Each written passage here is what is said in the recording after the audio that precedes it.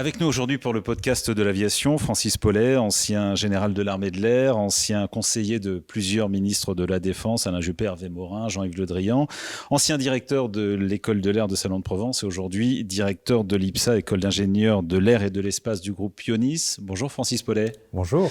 Aujourd'hui vous sortez un livre, Le futur de l'avion. Alors, la pandémie de Covid a plongé l'industrie aéronautique dans une crise sans précédent. Le secteur aura beaucoup de mal à s'en relever. On parle aujourd'hui de 2023-2024, après des années de croissance à deux chiffres.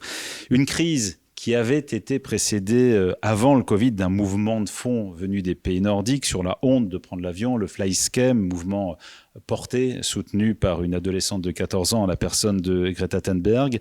D'abord, Francis Paulet, pourquoi ce livre ? Le titre s'intitule « Le futur de l'avion ». On parle du futur de l'aviation ou de l'avion du futur ? Eh bien, je dirais, on parle un peu des deux, parce que c'est vrai que le futur de l'aviation va se transformer. Pourquoi ? Parce que avant même le Covid, on avait des problèmes autour du développement durable, de l'écologie. Et donc, les industriels n'ont certainement pas attendu ce moment-là pour faire évoluer les avions. C'est dans les gènes quand même de l'aéronautique. Et donc, ce Covid transforme les choses et incite à aller beaucoup plus vite. Et donc, l'avion du futur, le futur de l'avion, va entraîner également le changement, des changements très profonds au sein de l'aviation, parce qu'il va falloir repenser non seulement notre façon de voyager, il va falloir repenser notre façon de travailler à distance, et il va falloir également modifier peut-être même les flux et les marchandises vont devoir être recalculées.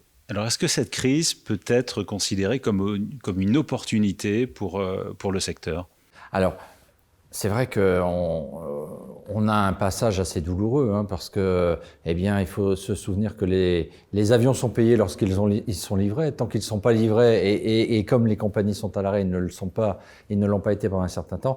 Ça met en souffrance notre industrie. Mais oui, ça peut être une vraie opportunité. Pourquoi ? Parce que au lieu de mener des recherches consécutives, tout doucement, les unes après les autres, là, on va tout faire de front, je dirais. Le gouvernement incite à faire ainsi, et il en est de même en Allemagne, en Angleterre. Et on sait que l'esprit de l'aviateur, c'est à la fois une robustesse autour des fondamentaux et une ouverture totale vers l'innovation. Alors là, on arrive à un virage qui est vraiment très très fort. On a progressé autour de l'écologie. Aujourd'hui, on met le paquet pour avoir un avion totalement vert en 2035. Mais 2035, c'est demain matin. Pourquoi ? Parce que pour faire évoluer, imaginer un avion totalement nouveau avec des technologies existantes, ça prend à peu près 26 ans. Là, c'est avec des technologies qui n'existent pas. Donc, il faut le faire en 15 ans. C'est un challenge énorme. L'avion décarboné en 2035, c'est possible ? Alors, totalement décarboné en 2035. Totalement décarboné, je dirais qu'aujourd'hui, ça me paraît vraiment quelque chose, un défi tout à fait inabordable. Et en même temps, je connais les aviateurs, je connais l'esprit de l'aviateur. Quand on lui lance un défi, il le relève. Je vois déjà qu'Airbus, je vois déjà que Dassault, je vois déjà que Safran, Thales et d'autres se mettent en ordre de bataille pour réussir ça. Alors moi, je sais que quand ils se mettent en ordre de bataille, ils réussissent à tous les coups. Donc j'ai tout à fait confiance, mais je pense qu'on va avoir beaucoup de travail. L'avion de demain, il fonctionne à quoi ? À l'hydrogène ? À l'électricité ? Je dirais, je n'en sais rien. Je n'en sais rien. En fait, à l'heure actuelle, pour faire un Paris-Nice, il nous faut 300 tonnes de batterie. Ça rentre pas dans un A320. Donc l'électricité, c'est pas possible. L'avion tout électrique. Il va peut-être y avoir une rupture technologique. Regardons ce qui s'est passé depuis 2 ans. La charge d'une batterie qui était de plusieurs heures. Aujourd'hui, on parle de nouvelles batteries qui vont pouvoir être rechargées en 5 minutes. Donc ça va à une vitesse terrible. L'avion hydrogène, là aussi, si Airbus se lance là-dedans, c'est quand même pas par hasard. Des mastodontes comme Total, comme Air Liquide y croient. Moi, je suis certain qu'il va se passer quelque chose aussi autour de l'hydrogène. L'avion hybride, on voit bien ce qui se passe dans l'automobile, donc on va avoir les mêmes phénomènes. Donc moi, j'y crois. L'avion à hydrogène, ça veut dire qu'on n'aura plus du tout la même structure, la même forme, le même fuselage. Alors, puisqu'il faut le stocker, cet hydrogène. C'est vrai. Je rappelle que dans les années 90, les Russes avaient fait voler un Tupolev 155, qui n'était rien d'autre qu'un Tupolev, un triréacteur Tupolev 154 avec de l'hydrogène. Bon, ils ont abandonné la formule. C'est vrai on retrouve notre triangle de calcul habituel dans l'aviation. Si vous emportez du poids, il vous faut des moteurs plus puissants. Si vous avez des moteurs puissants, il faut de l'énergie pour les faire tourner, donc plus d'énergie, et donc plus de poids. Et c'est un triangle infernal où il faut trouver un équilibre harmonieux. Cet équilibre, on l'avait trouvé en 1914, on l'a trouvé avec les réacteurs en 1950, on la trouve aujourd'hui avec nos Airbus qui consomment 2 fois moins que les Airbus d'il y a 20 ans. On va le trouver avec l'électrique, c'est certain, mais il faut tout recalculer. Ce qui est plus envisageable à plus ou moins court terme, c'est pas les biocarburants? Alors c'est vrai que les biocarburants, c'est ce qui se prête, je dirais, le plus facilement à l'aviation existante, hein.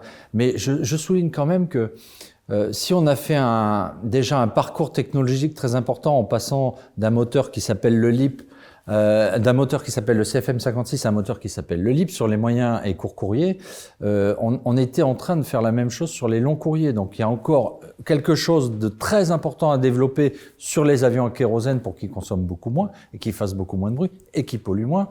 Et donc là, on va à nouveau remettre quelque chose en question, mais là, on est vraiment sur un changement technologique. Est-ce qu'avec cette crise sanitaire, on va changer notre façon de voyager? Vous dites dans le livre, les plateformes de visioconférence Zoom Team peuvent désormais être considérées comme des compagnies aéronumériques directement en concurrence avec les compagnies aériennes.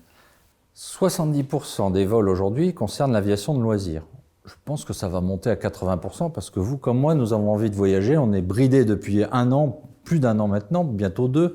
Donc il est certain qu'on va voyager beaucoup plus à des fins de loisirs, pas nécessairement de culturel, échange, etc. L'aviation, je dirais, qui concerne le travail, c'est 30% de l'activité.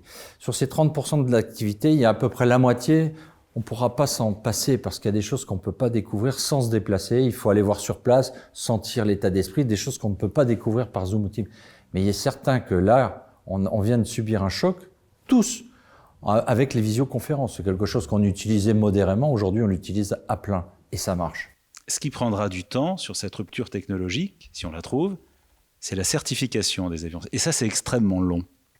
Alors, c'est vrai qu'on sort d'un épisode assez douloureux avec le Boeing 737 MAX, où le fait de s'affranchir d'une étape mène à la catastrophe. C'est une constante dans l'aéronautique, dans l'aviation. Il faut respecter les étapes sagement. Ça veut dire que des délégations qui étaient faites, par exemple, par la FAA vers Boeing ou par l'ASA vers Airbus, aujourd'hui, n'en est plus question. Les gouvernements, les étatiques ont repris leurs prérogatives.